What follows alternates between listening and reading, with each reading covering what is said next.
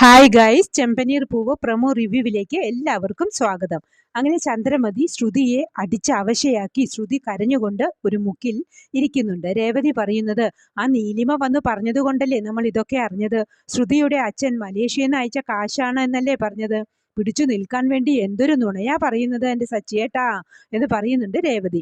അതേസമയം ശ്രീകാന്ത് വർഷയോട് പറയുന്നത്, നീലിമ കൊടുത്ത കാശ് നമ്മുടെ അമ്മയോട് പോലും പറയാതെ മറച്ചു വെച്ചല്ലോ എന്ന് പറയുന്നത് കേട്ട് വർഷ പറയുന്നത്, കാശ് കിട്ടിയത് ആന്റിയോട് പറയാതിരുന്നത് ശരിയായില്ല, പക്ഷെ ആന്റി എന്തിനാ ശ്രുതി ചേച്ചിയെ തല്ലിയത്, അതൊട്ടും ശരിയായില്ല എന്ന് പറയുന്നു. പിന്നീട് ശ്രുതിയെ സമാധാനിപ്പിക്കാൻ പതുക്കെ അടുത്തു കൂടുന്നുണ്ട്.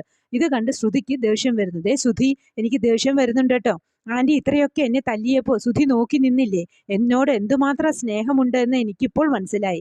എന്തു ധൈര്യത്തിലാ ശ്രുതി എന്നെ കാണാൻ വന്നത്, എനിക്ക് ശ്രുതിയെ കാണണ്ട, എൻ്റെ കൺമുമ്പിൽ പോലും വന്നു പോകരുത് എന്ന് പറയുന്നു ശ്രുതി. ഇത് കേട്ട് ശ്രുതിക്ക് ആകെ സങ്കടമാവുന്നു. ഇതൊക്കെയാണ് പ്രൊമോ ആയി കാണിച്ചത്. പ്രൊമോ ഇഷ്ടമായെങ്കിൽ ലൈക്ക് ചെയ്യാനും ഷെയർ ചെയ്യാനും സബ്സ്ക്രൈബ് ചെയ്യാനും സപ്പോർട്ട് ചെയ്യാനും മറക്കരുത്.